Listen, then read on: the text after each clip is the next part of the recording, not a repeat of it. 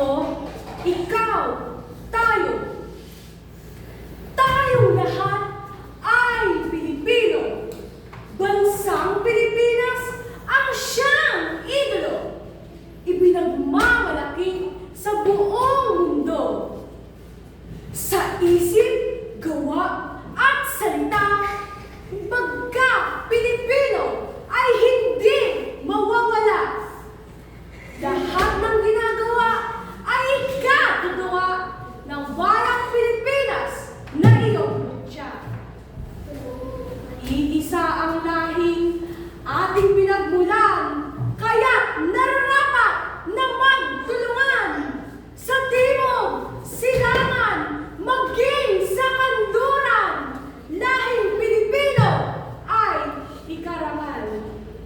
Ako, ikaw,